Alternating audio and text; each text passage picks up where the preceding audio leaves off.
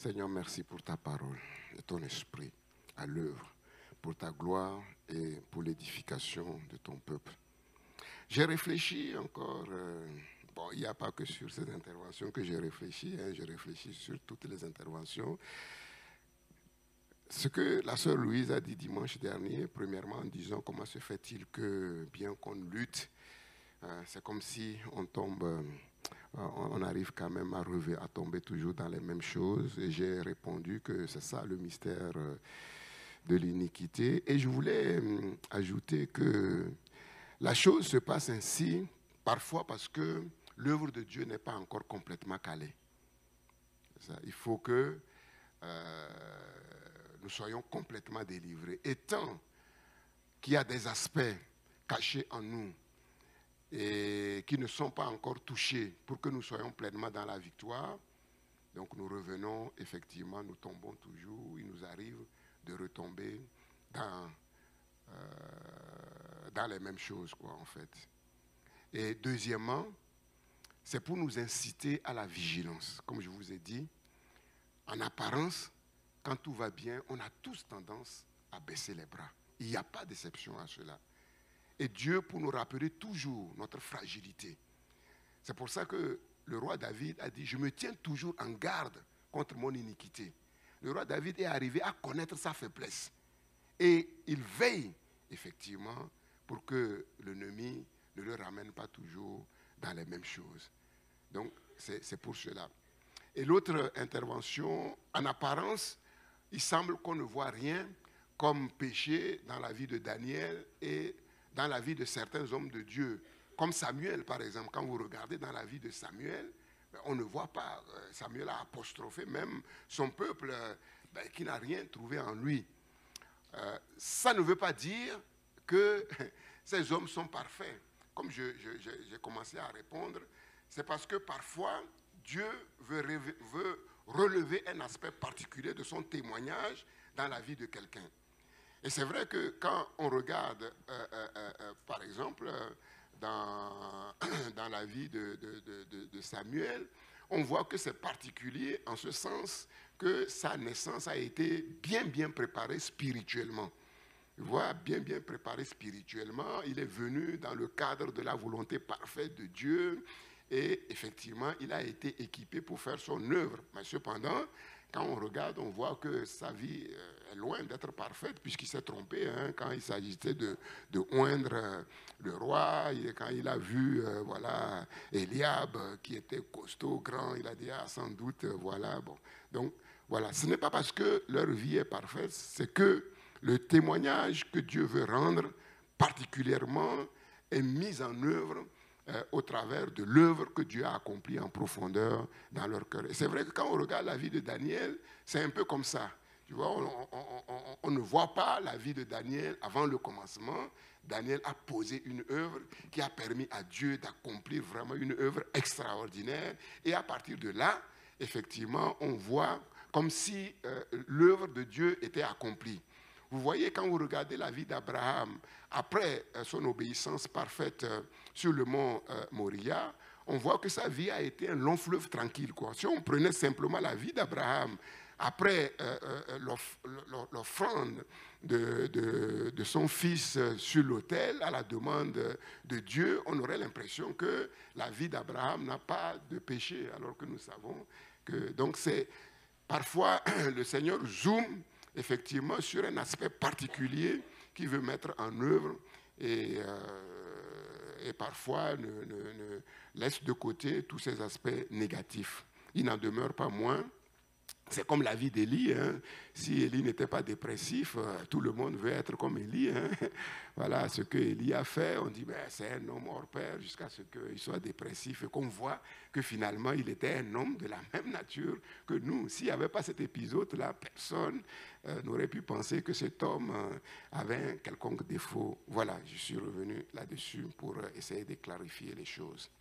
Donc, avant de donner la prédication, juste quelques remarques pour compléter ce que j'ai dit le dimanche dernier. Ce sont des aspects vraiment fondamentaux de la vie en général et de la vie chrétienne en particulier.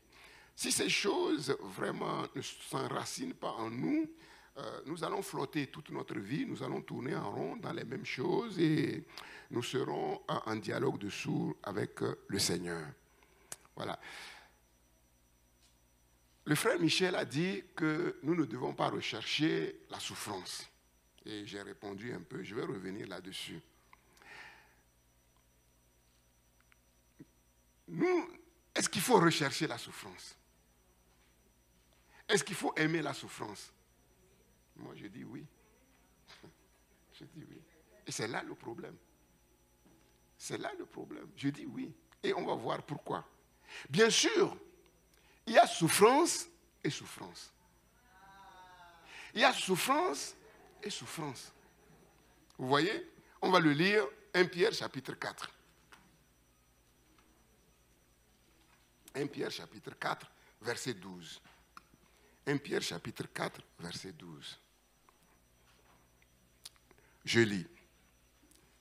Mes bien-aimés, ne trouvez pas étrange d'être dans la fournaise de l'épreuve, comme s'il vous arrivait quelque chose de bizarre, d'extraordinaire. Vous savez, souvent, quand on est dans l'épreuve, la fournaise, la première réaction, c'est « Ah, qu'est-ce qui m'arrive ?» Pierre dit, si tu connais les voies de Dieu, tu ne dois pas dire ça. Tu ne dois pas dire ça. Tu vois, ce n'est pas une chose bizarre, ce n'est pas quelque chose d'extraordinaire, c'est quelque chose de normal. Ça fait partie de la normalité de la vie, de la normalité de la vie chrétienne. Réjouissez-vous, au contraire, de la part que vous avez aux souffrances du Christ. Mais quelque chose qui nous donne la joie, est-ce qu'on va l'aimer? Est-ce qu'on va rechercher?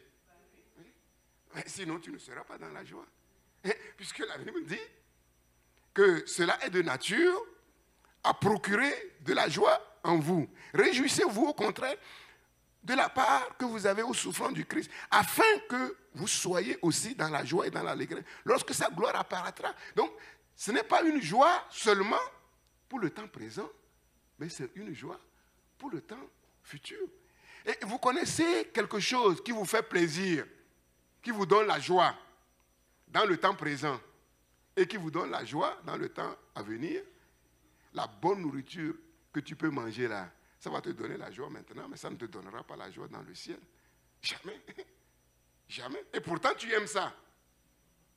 Et pourtant, tu aimes ça. Donc, c'est compliqué. C'est pour nous amener à comprendre que ce n'est pas que les épreuves sont bizarres, c'est nous, les êtres humains, qui sommes bizarres. Tu vois, on confond tout. Tu vois? Ce n'est pas que Dieu est menteur, c'est nous qui sommes menteurs. Et comme on ne croit pas à la vérité de Dieu, on fait de Dieu menteur pour notre malheur. Si vous êtes outragé pour le nom du Christ, vous êtes heureux. Parce que l'Esprit de gloire, l'Esprit de Dieu repose sur vous. Mais ça, les pentecôtistes ne connaissent pas ça. Les pentecôtistes, c'est d'avoir le feu, faire descendre le feu, guérir les malades. Mais la Bible dit que ceux sur qui l'Esprit de gloire se trouve, c'est ceux qui sont outragés pour le nom du Seigneur. Et vous vous souvenez comment les apôtres étaient joyeux d'avoir été trouvés dignes d'être maltraités pour le nom du Seigneur Jésus-Christ. Et plusieurs apôtres voulaient mourir comme le Christ à la croix. Mais ils étaient tellement indignes que la tradition dit que Pierre est mort. Mais il a été crucifié la tête en bas parce qu'il n'est pas digne d'être crucifié comme le Seigneur a été crucifié. Donc c'est sérieux. Il y a souffrance et souffrance. Que personne d'entre vous, en effet, ne souffre comme un meurtrier, comme un voleur, comme un malfaiteur, comme un menteur, comme quelqu'un qui vit dans le péché et qui se plaît dans le péché. Ou pour s'être ingéré dans les affaires d'autrui. Donc vous voyez, ces souffrances-là ne donnent rien. Ces souffrances sont la conséquence du jugement de Dieu sur la personne. Et ça ne donne rien. Mais souffrir parce qu'on est chrétien, souffrir parce que Dieu est à l'œuvre en nous, pour nous faire prendre conscience de ce qui ne va pas, pour corriger, pour nous délivrer, mais c'est une gloire, c'est une grâce particulière que Dieu nous a donnée. Mais si quelqu'un souffre comme chrétien, qu'il n'en ait point honte, et que plutôt il glorifie Dieu à cause de ce nom, car c'est le moment où le jugement va commencer, par la maison de Dieu. Donc ces souffrances, c'est le châtiment du Père Céleste pour nous éviter d'être jugés, condamnés avec les païens à la fin. Et donc le jugement commence d'une certaine manière sur nous, mais pas de la même manière que le jugement sur les païens. C'est pour amener à la surface ce qui ne va pas, pour que le Seigneur nous libère, pour qu'on puisse entrer dans le royaume de Dieu. Or, si c'est par nous qu'il commence le jugement, quelle sera la fin de ceux qui n'obéissent pas à l'Évangile? Et si le juste se sauve avec peine, que deviendront l'impie et le pécheur? Ainsi que ceux qui souffrent selon la volonté de Dieu remettent leur âme au fidèle Créateur en faisant ce qui est bien. En faisant ce qui est bien. Donc il y a souffrance et souffrance. Il y a des souffrances salutaires qui travaillent pour notre bien, et il y a les autres souffrances à cause, effectivement, comment dirais-je, aidez-moi, de la désobéissance volontaire. Oui, volontaire, qui ne sont pas bien. En vérité, à cause du péché, le monde est devenu un immense désert. Vous savez, même si tu ne vis pas dans un désert particulier, tu vis dans un immense désert. Le monde est devenu, à cause du péché, un grand désert. Puisque la porte du jardin des délices, la porte de la joie, la porte du bonheur a été fermée. A été fermée. Vous voyez? Et à partir de ce moment-là, même Adam et Ève à la maison, c'était compliqué. Le couple parfait, c'était compliqué. À cause du péché, la souffrance est devenue inévitable. La souffrance est devenue inévitable. La vie commence dans la souffrance et elle s'achève dans la souffrance. Nous venons dans le monde, dans les pleurs, et nous quittons le monde dans les pleurs. C'est comme ça. Ce sont les conséquences directes, indirectes du péché. Et le salut lui-même passe par la souffrance, puisque le Fils de Dieu, c'est lui qui a pris toutes nos souffrances. Homme de douleur, habitué à la souffrance. C'est par la souffrance que la souffrance est ôtée. Mon Dieu, pourquoi m'as-tu abandonné? Et il n'y a pas de souffrance plus grande que cet abandon. Le juste, le seul qui mérite de ne pas souffrir, a souffert plus que tous. Et c'est pour cela qu'il est venu. La souffrance, en fait, c'est une énigme. C'est un mystère, mais qui est salutaire. Prends garde que ton cœur ne s'enfle et que tu n'oublies l'Éternel, ton Dieu, qui t'a fait marcher dans ce grand et affreux désert, afin de t'humilier, de t'éprouver, pour te faire ensuite du bien. Les souffrances sont salutaires. Deutéronome 8, versets 14 à 16. Et puisque le désert, l'humiliation, la souffrance travaillent pour notre bien, nous ne devons pas chercher à les éviter. C'est insensé. Nous ne devons pas chercher à les éviter, mais bien au contraire, les rechercher. Et je vous ai dit que la meilleure manière parfois d'aborder le désert qui nous est imposé, c'est d'apprendre soi-même à faire son désert. Quand nous jeûnons, c'est une manière d'apprendre à faire son désert. Apprendre à faire son désert. C'est ça. Mais si nous vivons comme ça, comme si ça n'arrive qu'aux autres, et ça ne nous arrivera jamais, un jour ou l'autre, ça va tomber sur nous, pouf, et on ne sera pas préparé pour faire face. Et vous savez que la prévention vaut mieux que la guérison. Que la guérison. Ce n'est pas une question de masochisme. Ce n'est pas une question ici de masochisme. Les êtres humains aiment généralement des choses qui ne leur font pas du bien. Je vous ai dit, si vous vous regardez et vous laissez aller, les choses que vous allez manger et boire ne vous feront pas du bien. C'est comme ça. On a toujours tendance à aller vers des choses qui ne nous font pas du bien. Vous voyez, les restaurants, les fast-food exploitent le goût pour nous fabriquer des choses qui sont agréables au goût, mais mauvais pour la santé. Ils vont mettre la dose de sucre pour qu'on aime, la dose de gras pour que ce soit bon, pour qu'on aime. C'est bon pour le palais, mais c'est mauvais pour la santé, pour ceux qui ne font pas attention. Tout le monde sait que les nourritures préfabriquées qu'on nous vend dans congelées, ce n'est pas bon pour la santé. Tout le monde le sait. Tout le monde sait que le tabac, ce n'est pas bon pour la santé. Mais les gens fument. Les gens fument. Les médecins, qui le savent plus que tout le monde, ils fument. Ils fument.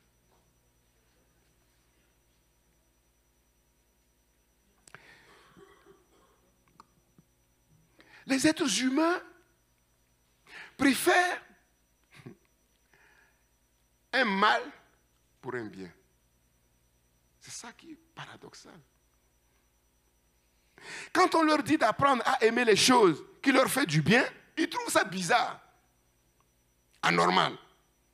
Ils ne veulent pas d'un mal pour un bien. C'est ça la bizarrerie de l'être humain. Le péché nous a déformés. Le péché nous a formatés par le mal. Par le mal. On préfère appeler mal bien et bien mal. Il faut être éclairé pour voir que Dieu est le seul qui est bon. Et quand on n'est pas éclairé, Dieu est mis au banc des accusés. Si Dieu était bon, pourquoi ceci? Pourquoi cela? C'est ce qu'on entend. On est formaté par le mal. On est attiré par le mal. On préfère le mal.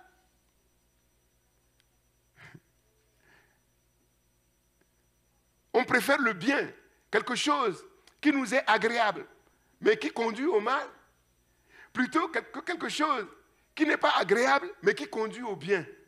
Comment comprendre ça? Nul, tous sont égarés, tous sont pervertis. Nul ne cherche Dieu. Nul ne cherche le bien. Et c'est sérieux. Et vous savez que le Fils de Dieu lui-même, dans la chair, a été confronté à ces choses. Dieu n'a rien pu faire jusqu'à ce qu'il apprenne à rejeter le mal. Jésus a appris à rejeter le mal.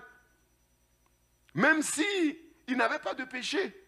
Il était dans une chair semblable à nous. Il avait faim comme nous, il avait soif comme nous. Il a été tenté comme nous en toutes choses, sans commettre de péché. C'est un impératif vital pour tous les humains, sans aucune exception. Nous devons apprendre à ne pas aimer ou à prendre du recul par rapport aux choses qui nous font plaisir, mais qui travaillent pour le mal, pour le malheur, et nous devons apprendre à aimer les choses qui ne font pas plaisir, mais qui travaillent pour le bien. C'est comme ça. Vous ne trouverez pas quelqu'un sur la terre qui arrive à quelque chose que tout le monde voit sans passer par la souffrance. Oui. Oui. Oui, il était dans la souffrance. Oui. Oui. Oui, parce qu'il était dans la souffrance. Et quand nous sommes dans le désert, nous prions pour être délivrés du désert. C'est ça. Il n'a pas prié pour ne pas rentrer dans la souffrance. Il était dans la souffrance. Et quand le malheureux crie, quand on est dans la souffrance, on est obligé de crier à Dieu. Donc, quand on est dans la souffrance, on prie pour que l'œuvre de Dieu s'accomplisse et que nous soyons libérés de la souffrance. Pour que le bien, maintenant que Dieu a préparé, pour lequel il a envoyé la souffrance, puisse prendre place. Et là, Dieu nous écoute si nous sommes bien disposés. Mais vouloir éviter la souffrance, c'est la folie.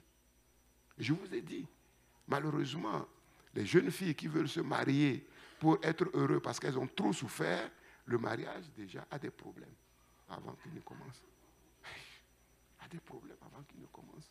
Parce que devant le maire, on va lui dire, veux-tu prendre tel comme époux pour le meilleur et pour le pire? Voilà. Et le pire, là, c'est quoi?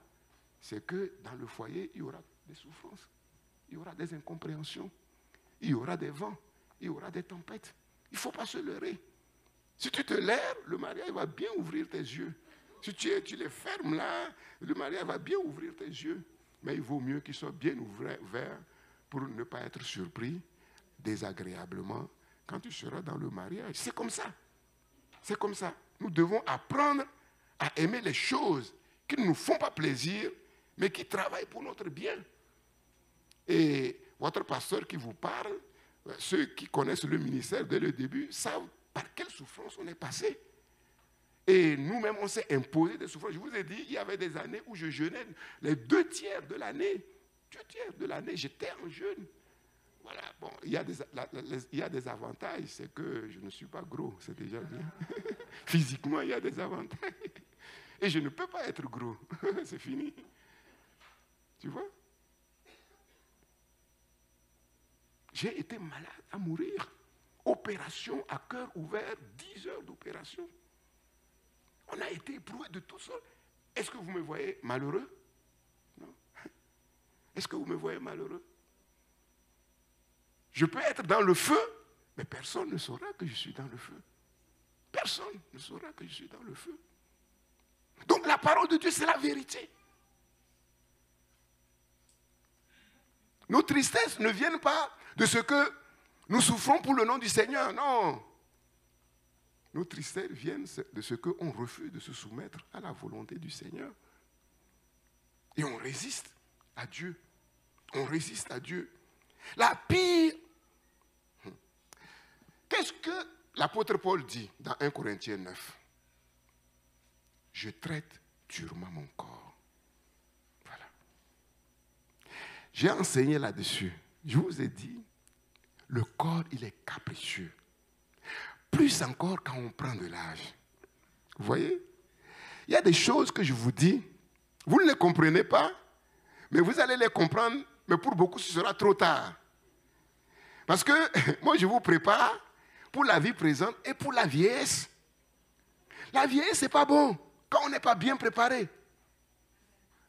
On subit les caprices du corps. Il arrive un moment où le corps t'amène quelque part. Tu ne peux pas faire autrement. Il prend des allures bizarres parce que tu n'as pas appris à le dompter. Tu n'as pas appris à le canaliser. Si tu regardes ton corps, tu vas dormir. Dormir. Tu dors, tu te lèves là, on t'amène des croissants, des pains au chocolat, bien là, bien, tu manges, et si tu veux regarder, tu vas dormir encore. Le corps te conduira toujours. C'est un carcan qui te conduira toujours dans de mauvaises choses. L'apôtre Paul dit, je l'ai compris. Et j'ai appris à traiter durement mon corps. J'ai appris à traiter durement mon corps. Sinon, c'est compliqué. C'est compliqué. Apprendre à vaincre la tyrannie d'un corps capricieux. Quelle est la pire tragédie sur la terre? Quel est le pire malheur sur la terre? Non, la mort m'est un gain. Paul l'a dit. Oui, Karine.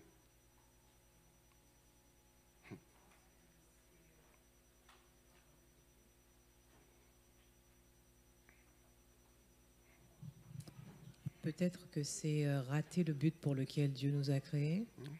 Non? La pire tragédie sur la terre. Je l'ai déjà dit plusieurs fois, mais il y a un peu longtemps. Quelle est la pire tragédie sur la terre? Qui?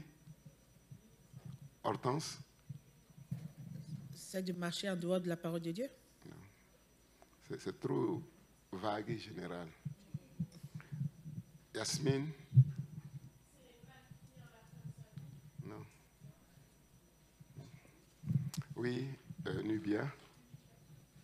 Non, c'est pas l'humiliation, c'est un bien. C'est pas une tragédie. Non. Vous voyez? On ne réfléchit pas trop sur les choses de la vie. Hein. C'est pour ça qu'on tourne en rond dans la surface. Hein. Les choses sont plus complexes que ça. Hein. Dieu nous aide, Dieu nous facilite les choses, mais la vie est très complexe, Karine. Est-ce que c'est ne pas être dans la vie de victoire que Dieu nous a donnée? Non. Oui, dernière intervention, Hortense. Non. Justement, la pire des tragédies sur la terre, c'est ce que tous les êtres humains cherchent. Et qu'est-ce que tous les êtres humains cherchent? Être heureux sans souffrance. Non, pas être heureux sans souffrance, c'est la pire.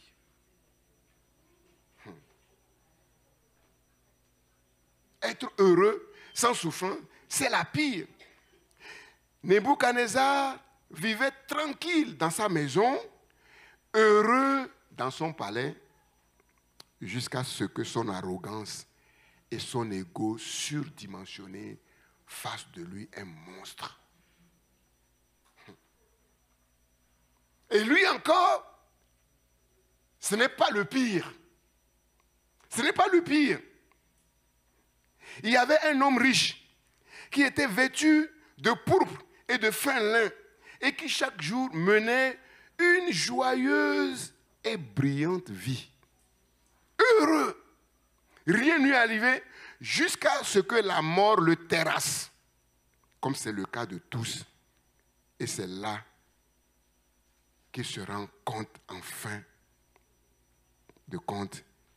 que son bonheur fut la pire des tragédies. Il s'est réveillé, il s'est rendu compte qu'il avait tout faux sur la terre. Il a voulu se rattraper. On lui a dit que ce n'était pas possible.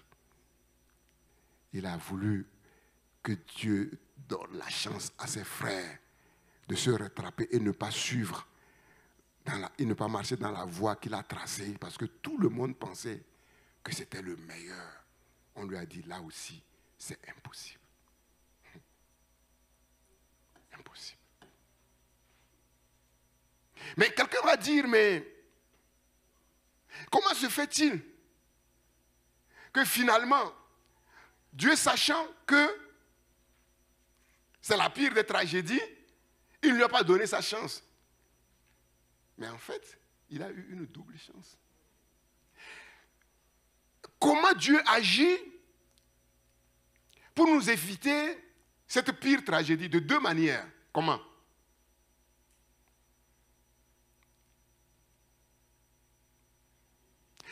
Dieu agit en nous manifestant sa bonté. Dieu fait pleuvoir sur les méchants comme sur les bons. Et donc, normalement, quand on vit bien, ça doit nous amener à prendre conscience que le Dieu qui nous a créés, c'est un Dieu bon, qui me fait du bien et que je dois chercher. Maintenant, si Dieu me fait du bien, je suis heureux, mais je ne fais aucun cas de Dieu, quel est le deuxième moyen pour que je ne sois pas dans l'illusion?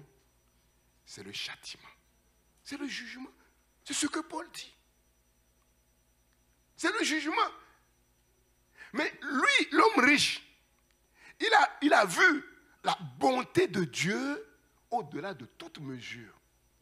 Et en même temps, il a vu la misère à sa porte. Il n'a fait aucun cas.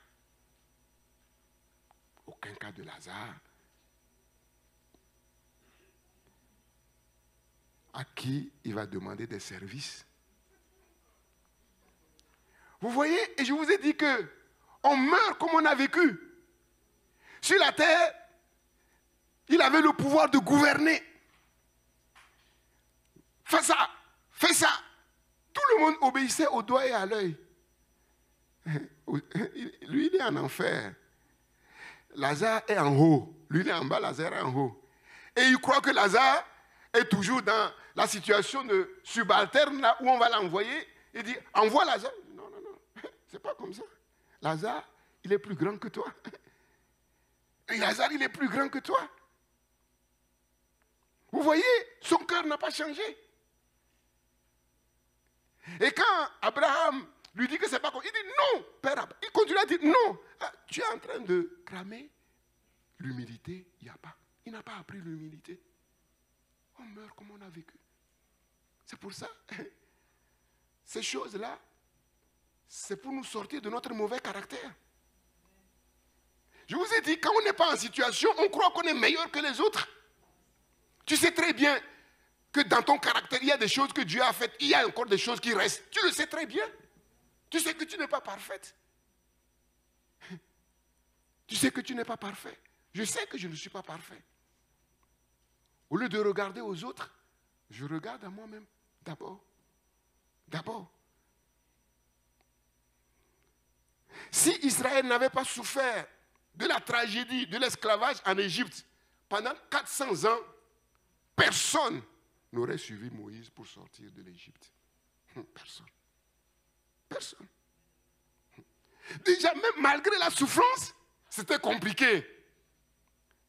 C'était compliqué. Personne ne l'a accepté. Et ils sont sortis. Ça a commencé en apparence à tourner mal. Il dit, ah, n'est-ce pas ce qu'on te disait en Égypte, Moïse, nous préférons mieux être esclaves. Mais c'est sérieux. Personne ne peut accepter le plan parfait de Dieu s'il n'est pas passé par la souffrance, s'il n'est pas brisé par la souffrance. C'est impossible. C'est impossible. Et pourtant, Dieu avait en vue le meilleur pour eux. Le meilleur était devant. Tu vois parfois tes souffrances t'aveugles sur le meilleur de Dieu. Ce que Dieu veut pour toi, c'est le meilleur. Mais si toi tu restes dans ton meilleur, ce que tu considères humainement comme ton meilleur, tu n'accepteras jamais de quitter parce que tu as l'impression que si tu sors de là, c'est le vide. Il n'y a rien. Et c'était le cas d'Israël. Ils ont murmuré, murmuré, murmuré, et ils sont morts dans leur murmure. Et Dieu a amené la génération suivante dans le meilleur des pays. Dans le meilleur des pays. Vous voyez, c'est sérieux. Si nous n'aimons pas les choses qui travaillent pour notre bien, nous allons aimer des choses qui travaillent pour notre malheur. C'est comme ça. C'est comme ça. L'homme, l'être humain se trompe complètement, comme je l'ai dit, sur toute la ligne. Le secret du bonheur ne se trouve pas là où il le cherche. Dieu dit à Israël, Jérémie 29, 11, « Car je connais les projets que j'ai formés pour vous, dit l'Éternel, projets de paix et non de malheur, afin de vous donner un avenir et de l'espérance. » Mais au moment où Dieu le disait, la situation d'Israël était tragique. Et la situation d'Israël était tragique parce qu'Israël a refusé d'écouter les avertissements du Seigneur. Dieu a parlé. Ils ont fermé leurs oreilles. Et quand Dieu a parlé, il a dit, voici ce qu'il faut faire pour que les choses marchent bien pour vous. Voici ce qu'il ne faut pas faire afin que les choses ne tournent pas mal pour vous. Et ils ont choisi la mauvaise voie. Et Dieu dit, malgré tout, ma grâce est toujours sur vous. Vos désobéissances n'ont pas effacé mon plan pour vous. Vos désobéissances n'ont pas effacé mes projets pour vous. Mes projets de bonheur sont toujours d'actualité pour vous.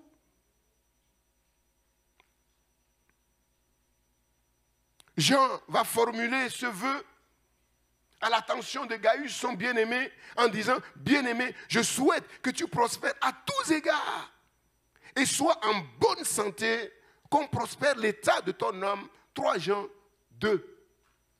Et je crois que c'est la pensée. Jean dit qu'il aimait Gaius. Dans la vérité, son bien-aimé Gaius, dans la vérité. C'est les pensées de vérité de Dieu. Si un être humain peut se préoccuper du bonheur, de la prospérité d'un autre être humain, à combien plus forte raison notre Dieu, le seul qui est bon. Bien-aimé, ne te trompe pas. Ne te laisse pas tromper par l'ennemi. Ne te laisse pas aveugler par l'ennemi. Ce que Dieu veut, c'est que tu prospères à tous égards. Le salut de Dieu est holistique. À tous égards. Et sois en bonne santé, comme prospère l'état de ton âme. N'a-t-il pas dit dans le psaume 103, je veux vous garder, même jusque dans la vieillesse, je veux couronner votre vieillesse de bien, des choses bonnes, des choses bonnes. Il est capable de renouveler nos forces. Il est capable de nous donner un envol, comme un nouvel envol, comme un aigle royal. J'ai prêché là-dessus. Et ce sont ces choses qui doivent nous préoccuper pour sortir du carcan de l'humain. Si nous faisons confiance à Dieu, Dieu va prendre soin de nous dans notre jeunesse, à l'état adulte et dans notre vieillesse. Il va toujours nous porter. Les pensées profondes de Dieu pour son peuple, pour ses enfants, sont les pensées de victoire, de prospérité. C'est ce qu'on appelle le salut. Si quelqu'un a reçu le salut, c'est qu'il a reçu la victoire sur tous ses ennemis, le péché, le diable, et qu'il est entré dans le processus de la prospérité divine. Parce que Dieu est bon. Quel est le fondement de ces pensées? Qu'est-ce qui nous assure que le salut que Dieu nous donne, c'est la victoire et la prospérité? Une seule chose, l'amour de Dieu pour nous. Dieu a tant aimé le monde. C'est ça notre garantie. C'est le seul motif pour lequel nous pouvons être sauvés. Parce que nous ne sommes pas des êtres sauvables. On n'est pas sauvable. On n'est pas aimable. On fait tout pour ne pas être aimé. On fait le contraire. Le contraire de ce que Dieu dit. On n'est pas aimable. Et comme je vous l'ai dit, le seul motif pour lequel Dieu a créé le monde et le monde existe, c'est l'amour de Dieu. Ce n'est pas la puissance de Dieu. Comme les chrétiens aiment bien, Dieu est tout puissant. Si Dieu n'était que tout puissant, aujourd'hui, on ne serait pas en vie. Ça fait longtemps qu'il nous aurait écrasés. C'est l'amour de Dieu. C'est la miséricorde de Dieu. C'est la tendresse de Dieu. C'est la tendresse de Dieu. Et quelle est la preuve de cet amour? Nous le savons.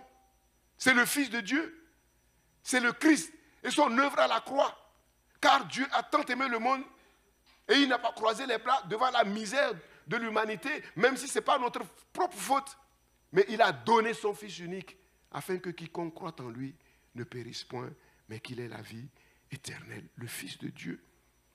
C'est vrai pour le peuple de l'ancienne alliance qui ont vécu dans l'ombre des choses à venir. Et c'est encore plus vrai pour nous qui vivons dans la réalité des choses. Si l'ombre des choses ont marché pour eux, à combien plus forte raison la réalité des choses marcheront pour nous? Tout sur la terre se joue dans le ciel. Tout ce qui se passe sur la terre est décidé au ciel. Et tout se joue dans le ciel par la parole de Dieu que Dieu libère et par l'Esprit de Dieu qui accomplit la parole de Dieu sur la terre. L'univers était dans le chaos et l'Esprit de Dieu se mouvait sur le chaos en attendant que la parole soit libérée. Et la parole a été libérée et le chaos a été rétabli. Deutéronome 7 et 8, comme je l'ai dit, c'est un condensé de la pensée de Dieu, du plan de Dieu pour le monde et pour son peuple. Le salut de Dieu, ce qu'il est, ce qu'il implique, c'est la victoire, c'est la prospérité. Il nous révèle la source de tous les malheurs, l'idolâtrie, et la clé pour sortir des pièges de l'ennemi et pour vivre dans le concret du salut que Dieu nous offre, le salut holistique. Ce qui apparaît clairement dans tout cela, c'est que c'est Dieu qui fait tout. Paul dit, c'est de lui, par lui et pour lui que sont toutes choses. Et la part de l'homme, c'est de connaître Dieu. Et même la connaissance de Dieu vient de Dieu lui-même. Si Dieu ne prend pas l'initiative de se révéler à quelqu'un, nous allons le chercher en vain. Nous allons tourner en rond, en tâtonnant. La part de l'homme, c'est de connaître Dieu. Et Dieu veut se révéler à ceux qui sont bien disposés, comprendre ses voies et se laisser conduire par le Saint-Esprit conformément à sa parole, pour être libérés du piège du malin et vivre selon le plan de Dieu. Et comme je l'ai dit, il y a le piège et il y a les pièges. Le piège premier, fondamental, c'est l'idolâtrie et les conséquences de l'idolâtrie. Premièrement, une chose est certaine de manière absolue. Dieu accomplit sa parole. Dieu accomplit ses promesses. C'est ce que Dieu a dit à Israël quand on a commencé de lire Deutéronome 7 et 8. Quand vous rentrerez dans le pays que j'ai promis à vos pères de vous donner. Le Saint-Esprit donne la victoire par la parole de Dieu. Et par le Saint-Esprit et la parole, le peuple peut agir conformément à sa parole. Conformément. Si la deuxième génération n'était pas entrée en Canaan, on aurait dit Dieu a échoué. Mais ce n'est pas Dieu qui a échoué, c'est le peuple qui a échoué. C'est le peuple qui a échoué. La deuxième génération est bel et bien entrée dans les promesses. Dans le pays de l'abondance, dans le pays de la richesse, comme Dieu l'a annoncé. Dieu sait tout. Dieu voit tout. Il est parfaitement au contrôle et il peut tout. Rien ne s'oppose à sa volonté. Pourquoi nous avons parlé là-dessus? Canaan devait-il être entièrement détruit? Je vous ai dit, l'iniquité a atteint son comble. L'idolâtrie a pris possession des peuples. Satan a pris possession des peuples. Et il n'y avait plus rien à faire. Les peuples devaient être détruits.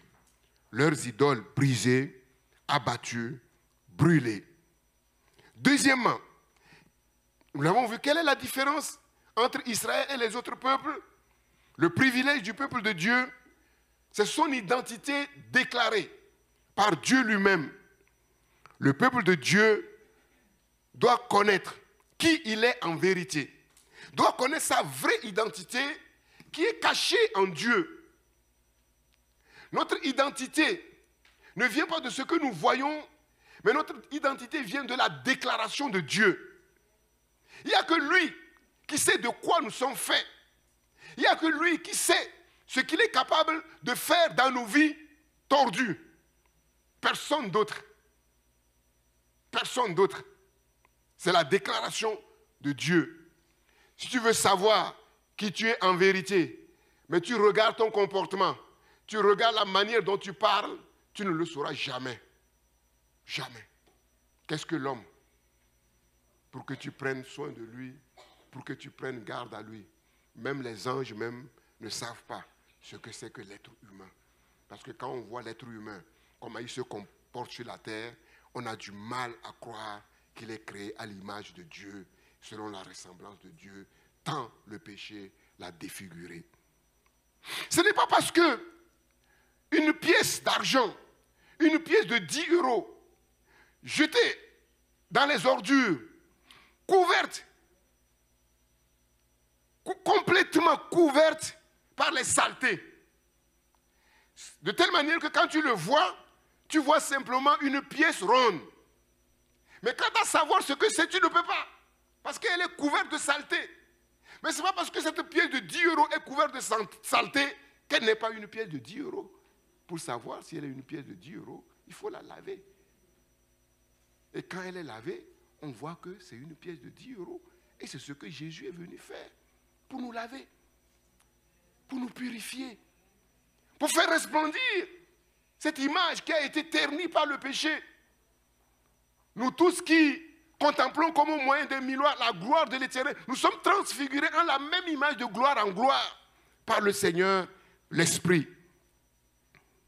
Le peuple de Dieu doit connaître sa vraie identité cachée en Dieu, que Dieu déclare au travers de sa parole.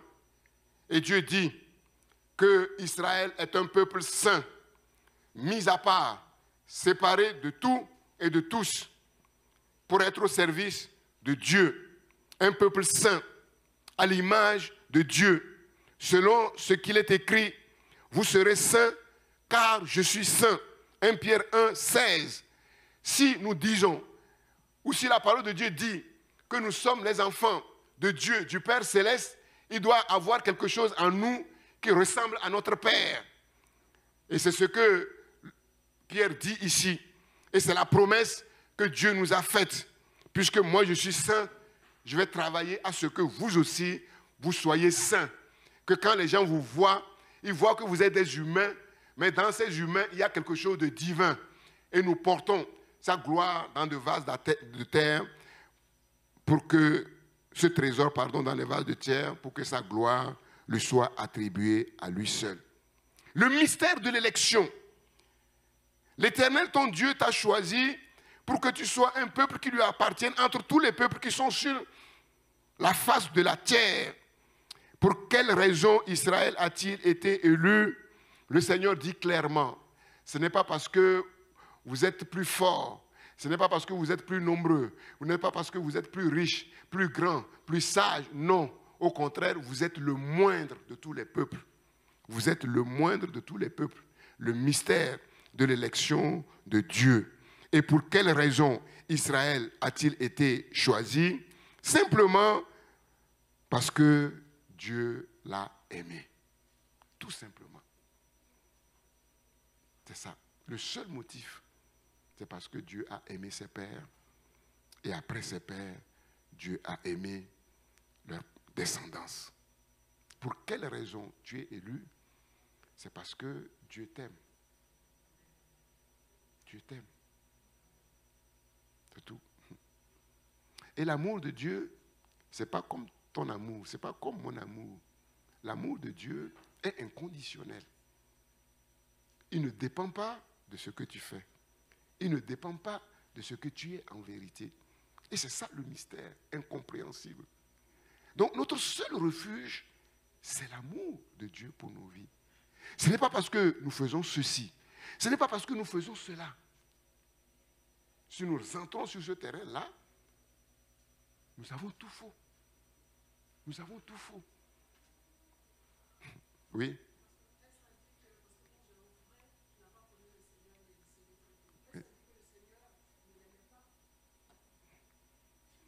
Jean 3,16 dit quoi? Mais la pratique. Il n'y a pas de pratique. La pratique vient de la théorie. La pratique vient de la parole de Dieu. J'ai dit le mystère de l'élection. C'est ce qu'on va voir à partir du dimanche prochain. Le mystère de l'élection. C'est très profond. Il y a plusieurs avis. Les théologiens sont divisés sur ça. Il y en a qui pensent que dès le commencement, Dieu a fait un choix. J'ai aimé Jacob et j'ai haï Ésaü. Dieu l'a déclaré quand? Quand il a dit? Quand ils étaient. Est-ce qu'ils avaient fait le mal? Est-ce qu'ils avaient fait le bien?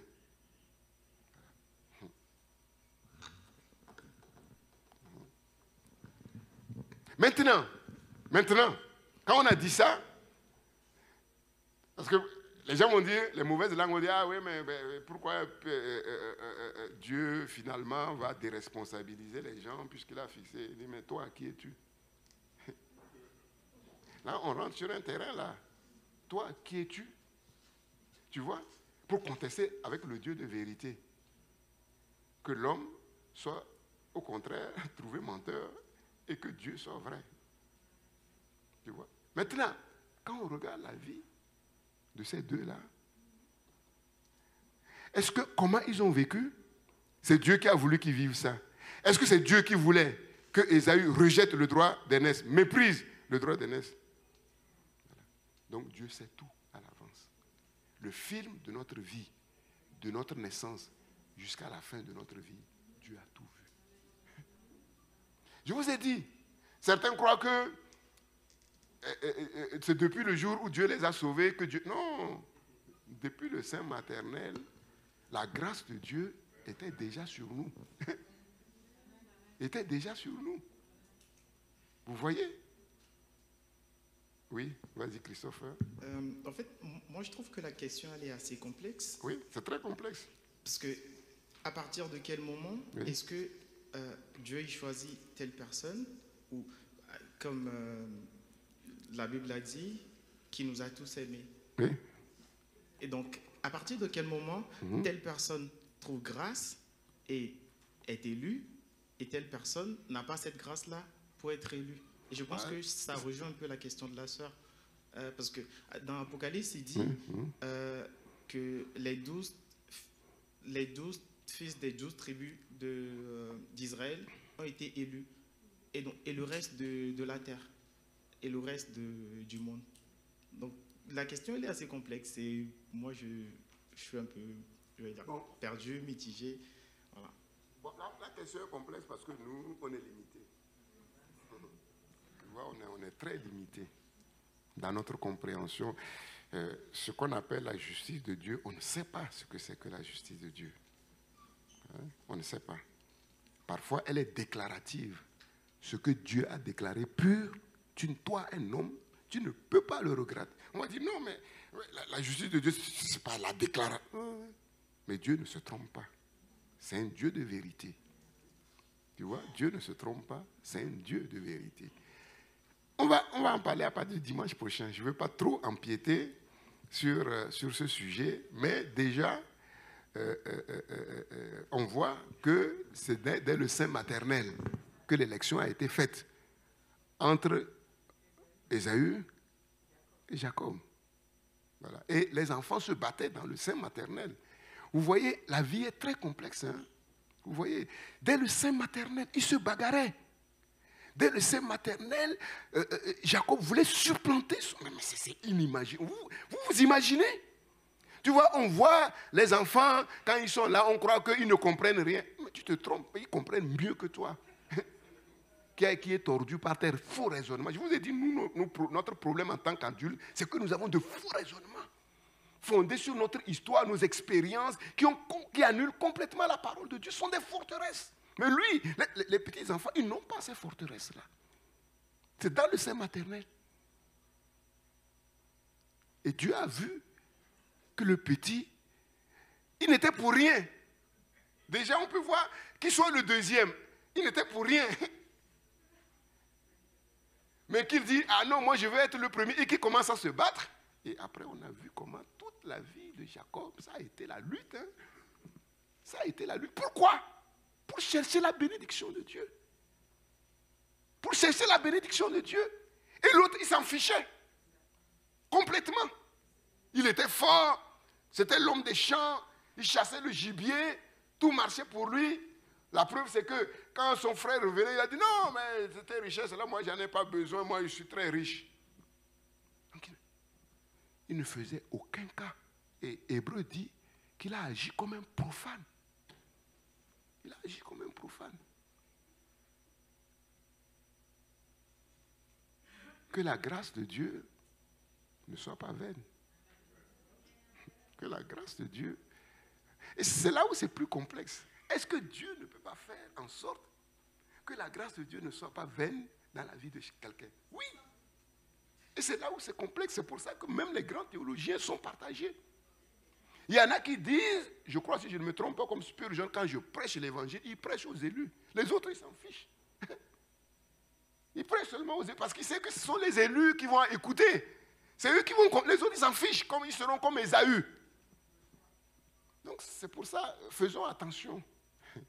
Faisons attention. On veut du nombre. Le nombre, ça ne veut rien dire. ça ne veut rien dire.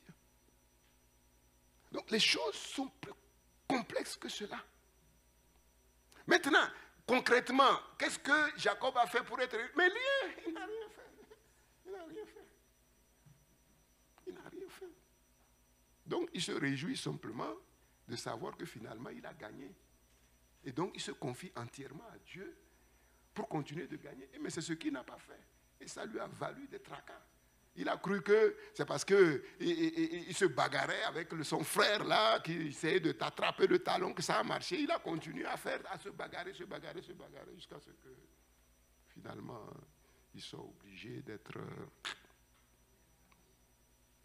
Mais il a bagarré quand même dans la foi. C'est-à-dire qu'il bagarrait pour chercher la bénédiction de Dieu. Donc, il vaut mieux bagarrer pour chercher la bénédiction de Dieu, même si on la cherche mal, parce que Dieu voit les dispositions de notre cœur. Nous cherchons tous Dieu en tâtonnant. Il vaut mieux chercher Dieu en tâtonnant, plutôt que de ne pas chercher Dieu, parce qu'il voit que tout le monde tâtonne. Il dit, ça ne sert à rien. Ça ne sert à rien, ça veut dire que ton cœur n'est pas dans les choses de Dieu. Et si ton cœur n'est pas dans les choses de Dieu... Donc, c'est vraiment très complexe. C'est pour ça, moi je dis, nous devons tous trembler parce que personne ne sait pourquoi. S'il est sauvé, personne ne sait pourquoi il est sauvé. Donc, si personne ne sait pourquoi il est sauvé, notre seule garantie, c'est de nous confier entièrement dans le Dieu d'amour. C'est tout. Il y a des choses que nous ne comprendrons pas sur la terre. Mais ce que nous pouvons comprendre, c'est que Dieu nous aime. Et nous savons ce que c'est que aimer quelqu'un. Notre amour est tordu. On peut aimer quelqu'un et lui faire quand même du mal. Mais Dieu, lui, ne fait pas ça. Normalement, quand on aime quelqu'un, on ne cherche que son bien. Et plus notre amour pour cette personne est grand, plus ce qu'on veut pour la personne, c'est le meilleur. Mais comme nous, on est formatés par nos faux raisonnements de faux amours là, on croit que Dieu est comme ça pour nous. On croit que Dieu peut nous aimer, mais nous faire quand même du mal. C'est pour ça qu'on se méfie de Dieu. Et on ne fait pas confiance totalement à Dieu, parce qu'on ne fait pas confiance totalement même aux êtres humains qui disent « je t'aime ». Aujourd'hui, tu le vois, il est de bonne humeur, ma biche, ouais, je suis prêt à tout. Et puis le lendemain, tu vois, il pousse des cornes là, tu ne le reconnais plus. Ben, c'est comme ça.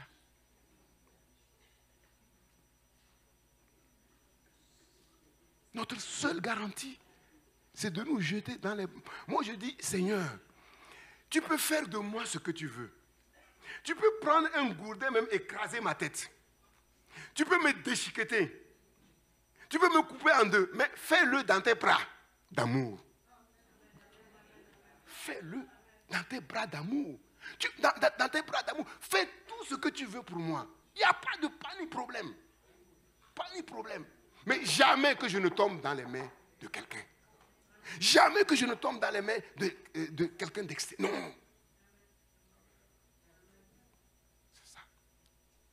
Je peux être le plus malheureux de toute la terre, mais dans les bras du Seigneur. Dans les bras du Seigneur. Et vous savez très bien qu'on ne peut pas être le plus malheureux du Seigneur. Mais seulement on n'accepte pas ça. On n'accepte même pas le principe. C'est ça, on n'accepte pas le principe. Vous savez, je vous ai dit, Dieu fait exprès dans sa parole pour repousser les gens. Vous ne trouverez dans la parole de Dieu aucun passage pour faciliter. Dieu se montre en fait comme un méchant loup. Dieu se montre comme quelqu'un, œil pour œil, dent pour dent. Il fait exprès. Pourquoi? Je vous l'ai déjà dit. Parce que si Dieu montrait sa bonté, tout le monde va le flatter. Même ceux qui ne l'aiment pas vont le flatter. Comme on fait en Afrique, là, on chante pour la gloire des présidents de la République, même si on n'est pas d'accord avec lui, parce qu'on sait qu'à la fin, on va avoir son enveloppe. Nous tous, on l'a fait. Tu prends ton enveloppe, tu rentres à la maison et tu l'insultes bien. Mais tu as quand même ton enveloppe dans ta main. Personne ne sait, ni vu ni connu. Mais Dieu, tu ne peux pas faire ça avec Dieu. C'est ça. Il montre une apparence sévère. Jusqu'à ce qu'on découvre que ce qui est caché dans YHWH, c'est la tendresse. c'est la miséricorde, c'est l'amour, c'est l'humilité. Dieu se rabaisse, mais c'est incroyable à notre niveau pour nous permettre d'être en relation avec lui. C'est incroyable. Donc si on ne trouve pas ces enseignements-là, c'est compliqué. Dieu tout-puissant, Dieu omnipotent. Quand on enseigne, même dans les écoles de théologie, quand on enseigne Dieu, c'est Dieu tout-puissant, omnipotent, omniprésent, omniscient. Mais ça ne nous est d'aucune utilité. Aucune utilité. Au contraire, ça doit nous faire trembler. C'est tout.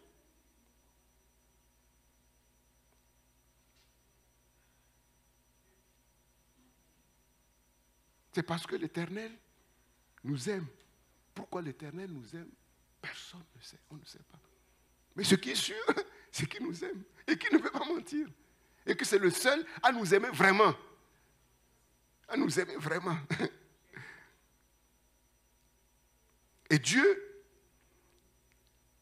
va rappeler toutes les misères d'Israël. Dieu dit, tu es un peuple au cou raide.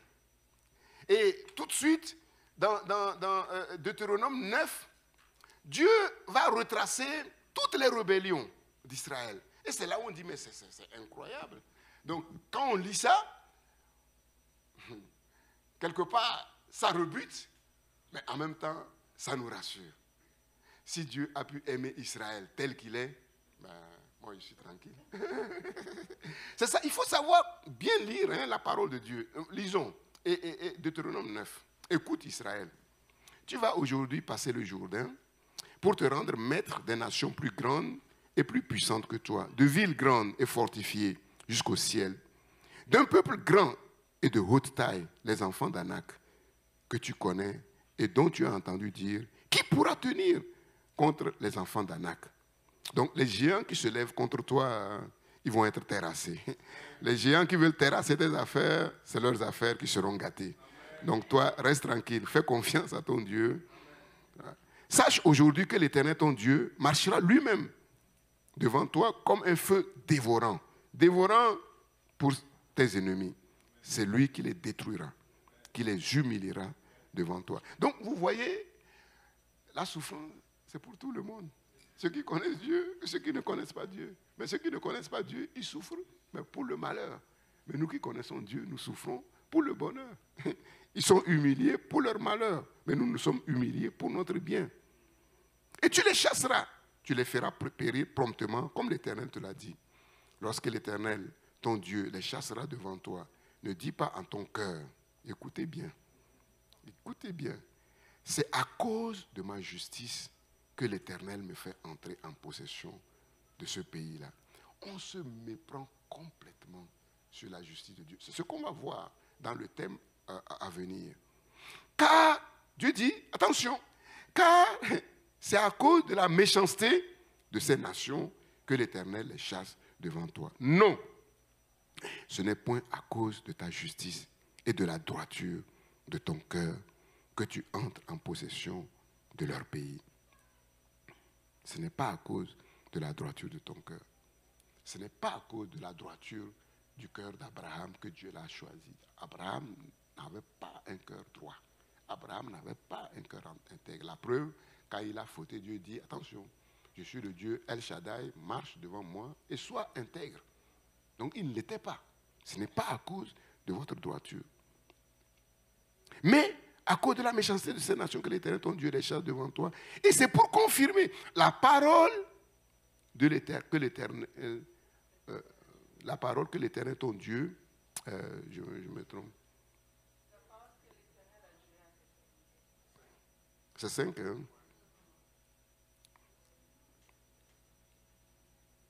Non, ce n'est point à cause de ta justice et de la droiture de ton cœur que tu entres en possession de ce pays, mais c'est à cause de la méchanceté de ces nations que l'Éternel, ton Dieu, les chasse devant toi. Et c'est pour confirmer la parole que l'Éternel a jurée à ses pères. Donc, Dieu agit uniquement sur sa parole. Sur sa parole. Sur sa parole qu'il a déclarée à Abraham, à Isaac et à Jacob. Sache donc que ce n'est point à cause de ta justice que l'Éternel, ton Dieu, te donne ce bon pays pour que tu le possèdes Donc tu es sur le chemin de la richesse. Tu es sur le chemin de la prospérité. Quand ces choses-là vont s'accomplir, prends garde de penser que c'est parce que tu as fait ceci, c'est parce que tu as fait cela. C'est parce que Dieu t'aime, c'est parce qu'il a déclaré des choses sur ta vie. C'est tout. Tout ce que tu as fait là, si la parole de Dieu n'avait pas été déclarée positivement sur ta vie, ça ne donnera rien. C'est ce que la Bible dit. Tu te lèves le matin, tu rentres le soir fatigué et tu manges le pain de douleur. Tu te bats plus que tout le monde et tu n'as rien. Car, tu ne le sais pas, je te le dis, tu es un peuple au cou raide. Tu es une femme au cou raide. Mauvais caractère, c'est toi-même. Tu es un homme au cou raide. Mauvais caractère, c'est toi-même. C'est moi. C'est moi. C'est ça. Mais après, quand Dieu commence à faire son œuvre, on croit qu'on est quelqu'un. On croit qu'on est quelqu'un. Même Moïse lui-même est tombé dans le piège. Moïse a dit non, moi, tu t'es trompé d'adresse. Moi, je ne peux pas faire l'affaire. Moi, je ne sais même pas parler. Je suis bègue. Dieu dit, mais qu'est-ce qui a fait la bouche? Dieu fait son œuvre. Et Dieu lui dit de parler du rocher. Il frappe le rocher. Vous, la rebelle. Tu as oublié ta propre rébellion. Et si, pourtant, Dieu a déclaré que c'est l'homme le plus doux, le plus patient de la terre. Donc, vous voyez, est-ce que tu peux dépasser Moïse en patience? Est-ce que tu peux dépasser Moïse en douceur? Non. Il n'a pas su se tenir. Il a été frappé. Donc, tiens-toi tranquille. Confie-toi à ton Dieu. Laisse tes petites prouesses là. Mets ça dans la poubelle. Oublie. Voilà. Donne ta dîme, tes offrandes avec générosité, mais oublie après. Oublie après. Et tu vas récolter les fruits. Et si tu t'assois sur ça, pourquoi le pasteur a parlé comme ça? Ben, je ne suis pas d'accord. Ok. Voilà. Qui es-tu pour ne pas être d'accord? Qui est qui? C'est un serviteur de Dieu, il doit être correct. Ok, mais toi, tu es correct? Tu es correct? Montre-moi en quoi tu es correct. Voilà. Quand je vois le péché de mon frère, c'est moi qui suis offusqué. Ce qui lui arrive peut m'arriver. À combien plus forte raison le serviteur de Dieu? Comme si le serviteur de Dieu était plus grand que les autres. On est tous sur le même pied d'égalité. On a des fonctions différentes, c'est vrai, mais on a la même position. On est aimé de la même manière. On a fait cette erreur au début. Et on a fait comme, entre guillemets, nos frères catholiques, le clergé et le laïc. On a cru, on a mis les pasteurs très haut. D'ailleurs, on parle de grands pasteurs et de petits pasteurs. Mais il n'y a rien de plus faux que ça. Il n'y a rien de plus faux que ça. C'est comme si on disait petit chrétien, grand chrétien. Faux. Grand par quoi? Ah, il est intègre. Hein? Tu es sûr? Vous savez, on peut parler d'intégrité financière. C'est facile de parler d'intégrité financière quand son compte en banque est rempli. Celui qui parle d'intégrité financière, là, vide son compte en banque. Que les huissiers soient devant sa porte. Qu'il reçoive des lettres de menace de la banque. On va voir comment il va se comporter. Quand on n'est pas en situation, on croit qu'on est en règle. C'est tout. C'est tout. Car tu es un peuple au cou raide. Ne regarde pas à ton mari, regarde à ton mauvais caractère. Ne regarde pas à ta femme, regarde d'abord à ton mauvais caractère. Fais tout pour que ton caractère la change et tu verras comment aider l'autre à changer. C'est trop facile. C'est trop facile. On a fait cette erreur-là. Parce qu'on prophétise, parce qu'on vient régulièrement à l'église, parce qu'on donne ses dîmes et ses offrandes, on s'appuie sur sa justice. Quelqu'un peut-il ne pas venir tous les dimanches à l'église et être un chrétien approuvé de Dieu? Oui. Ah, moi, je vous le dis clairement. Parce que si le critère, c'était seulement de venir à l'église, ben, le pasteur, on sera tranquille. C'est ça. C'est pas ça. C'est pas du tout ça. Les choses se jouent. Hein, on le voit dans la parole de Dieu, clairement. Clairement, les hommes, les femmes qui ont été approuvés de Dieu, ce n'est pas Israël. C'est des païens. C'est des païennes. C'est des païens, c'est des païens.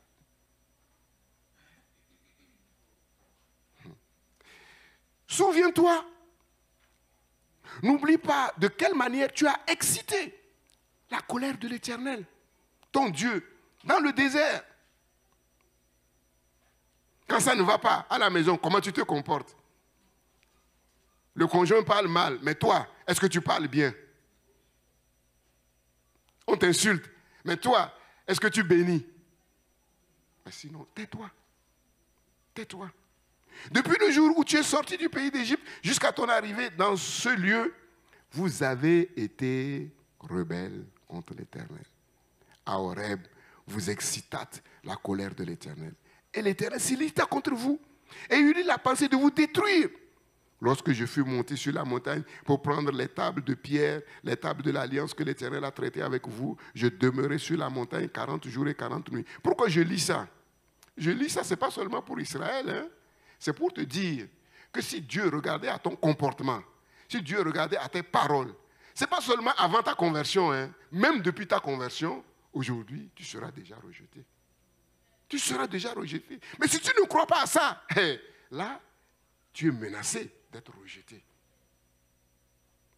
Tu vois? Ceux qui disaient en Israël, si nous étions à la place de nos pères, nous n'aurions pas persécuté les prophètes comme ils l'ont fait. Jésus leur dit, votre cas est pire. Croire qu'on est meilleur qu'un autre, c'est la pire des races.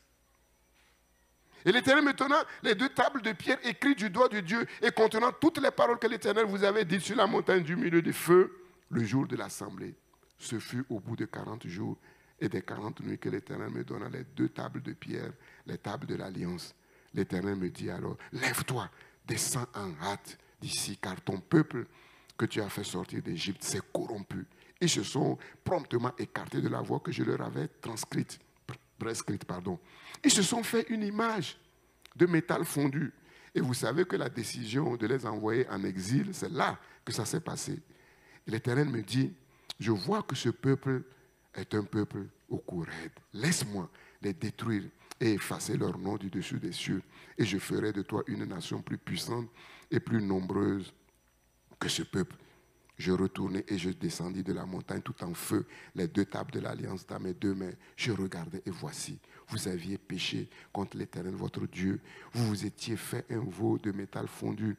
Vous vous étiez promptement écarté de la voie que vous avez prescrite l'Éternel. Je saisis les 2 tables, je les jetai de mes mains et je les brisai sous vos yeux.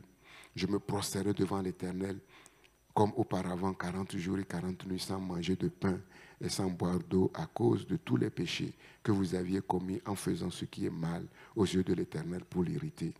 Car j'étais effrayé à la vue de la colère et la fureur dont l'Éternel était animé contre vous, jusqu'à vouloir vous détruire. Mais l'Éternel m'exauça encore cette fois.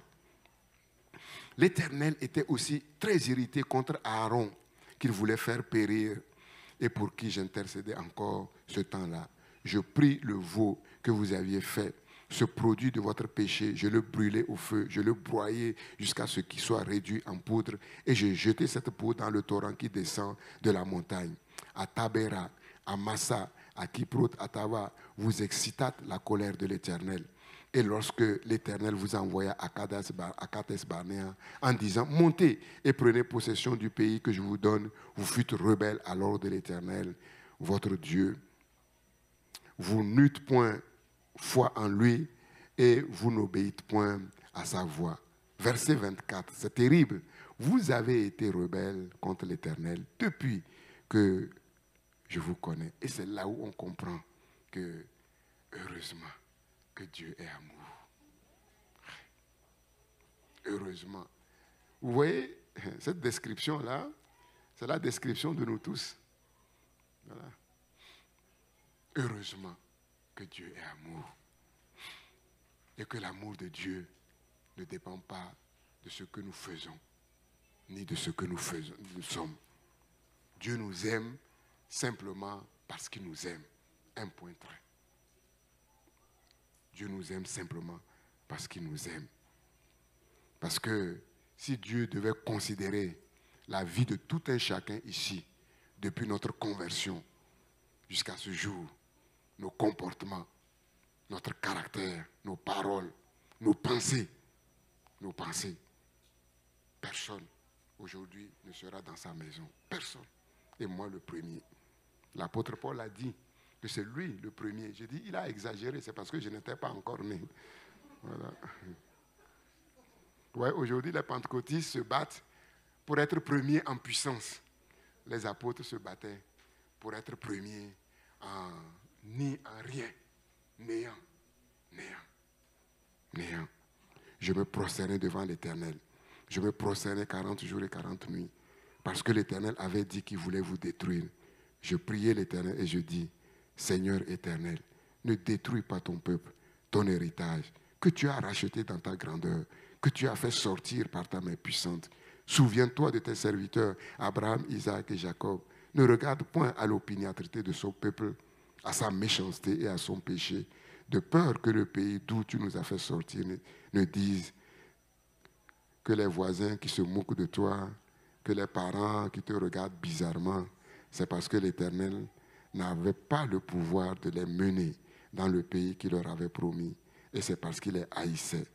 C'est quand même terrible. Je vous ai dit, hein, le seul qui ne peut pas haïr, on le met sur le banc des haïsseurs.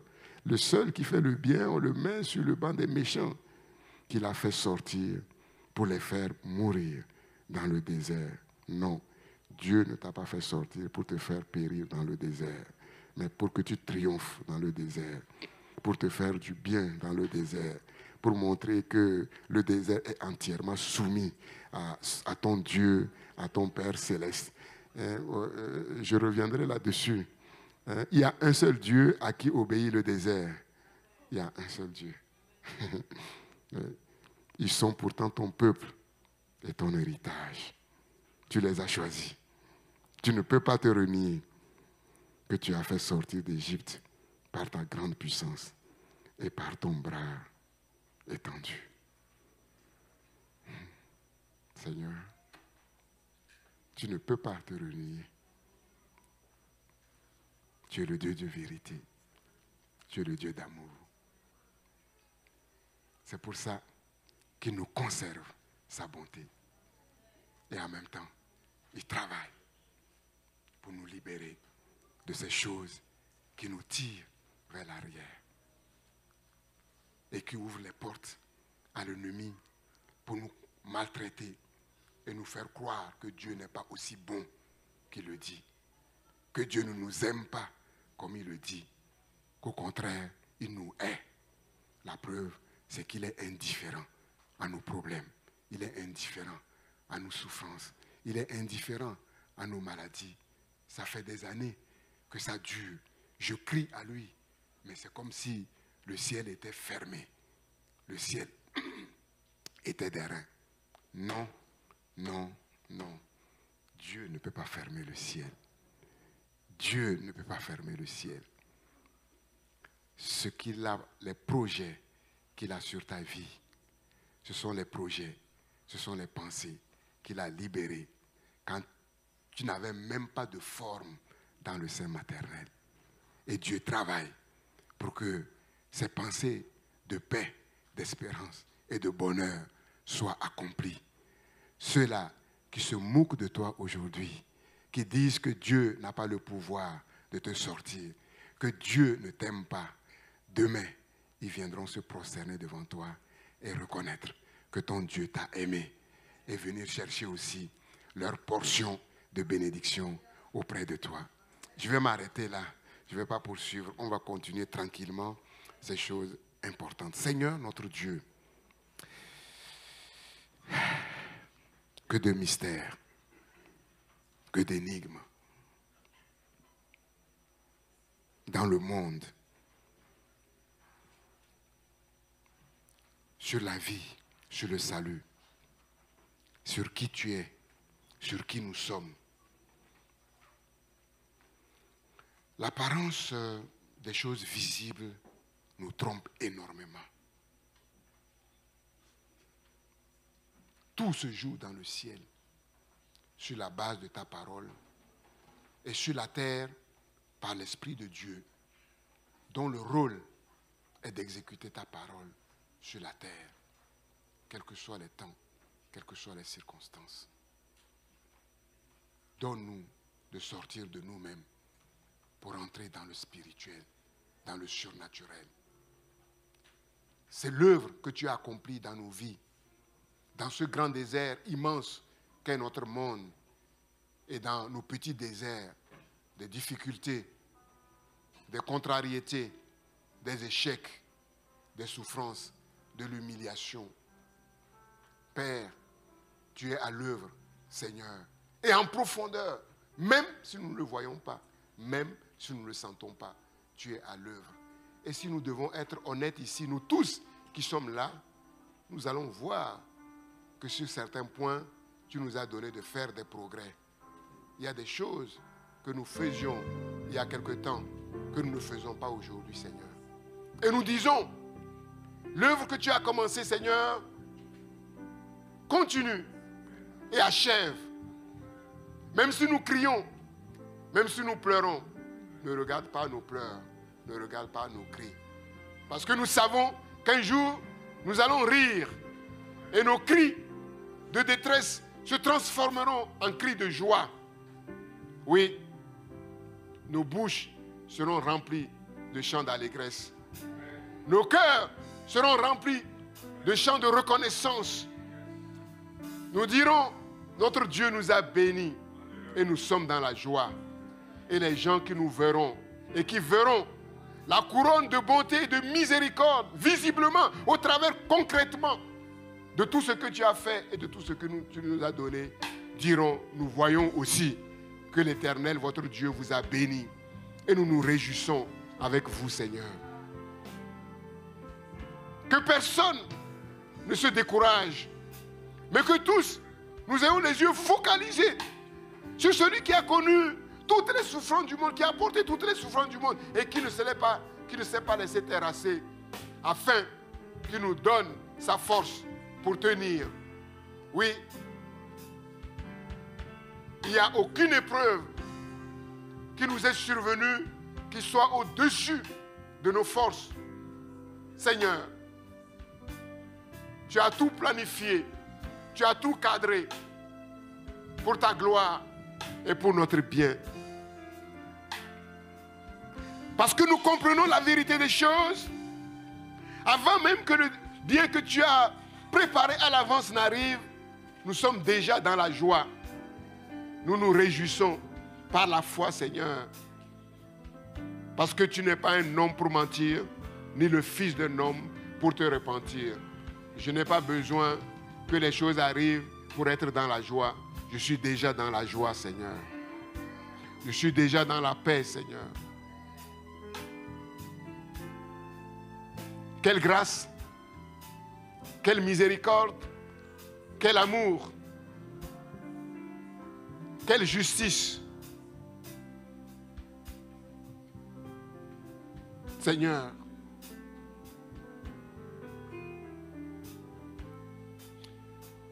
tu as dit aux disciples, je vous ai dit ces choses, afin que ma joie soit en vous et que votre joie soit parfaite. Que ces bonnes paroles que nous recevons produisent en nous cette joie qui est en toi, que tu nous donnes, et que notre joie soit parfaite.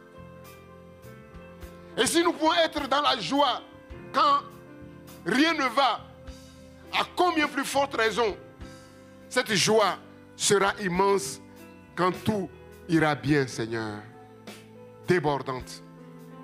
Mon Père, merci pour ta parole, Seigneur. Merci pour l'œuvre de ta parole, Seigneur. Que mon frère, ma soeur, soit revigoré par ta parole, Seigneur. Que moi-même je sois revigoré par ta parole, Seigneur. Et si quelqu'un est venu dans ce lieu que tu as choisi pour bénir les nations, Seigneur, en traînant les pieds, qu'il puisse repartir de ta maison en courant, Seigneur. L'énergie nouvelle, communiquée par la parole toute puissante, toute créatrice, ordonnatrice, providentielle, Père. Et que ce ne soit pas simplement aujourd'hui, que ce ne soit pas simplement en ce lieu, dans ce temps présent, mais que ce soit demain, après-demain, éternellement, partout où nous sommes, Seigneur. Que cette joie ne nous quitte jamais. Par ton esprit qui habite en nous, qui est sur nous, qui est avec nous, Seigneur. Père, sois béni pour l'œuvre de la parole. Sois béni pour l'œuvre du Saint-Esprit que tu vas déployer tout au long de cette semaine, que tu déroules, Seigneur, devant nous, Seigneur. Père, que tous les plans de l'ennemi, ses œuvres, ses manœuvres, soient renversés par cette parole et par la puissance du Saint-Esprit. Bénis, Seigneur, cette semaine. Tous les aspects de cette semaine, Seigneur, oh Dieu, au nom de Jésus-Christ. Et que les plans de l'ennemi soient complètement déjoués, Seigneur, oh Dieu. Et que toutes choses puissent travailler dans le ciel, sur la terre, sous la terre, pour notre bien, pour ta gloire. Oui, ce sont les pensées que tu as pour nous tout au long de cette semaine. Ce sont les projets que tu as pour nous tout au long de cette semaine, Seigneur. Et que nous puissions revenir dans ce lieu, Seigneur, avec joie, pour élever, Seigneur, ton Saint-Nom, pour t'offrir, Seigneur, oui, des louanges, des actions de grâce pures, vraies, qui jaillissent d'un cœur reconnaissant, parce que nous voyons ton amour à l'œuvre, Seigneur, dans nos vies. Béni sois-tu, Père éternel, éternellement, à jamais, non seulement dans le siècle présent, mais dans le siècle à venir, de génération en génération, au nom de Jésus-Christ, notre Seigneur et Sauveur, qui a tout accompli, Seigneur, pour nous, à cause de son amour pour le Père et à cause de son amour pour ses petits frères. Sois loué, sois glorifié, sois magnifié, sois remercié, au nom de Jésus, notre Père céleste. Amen. Amen. Amen. Merci.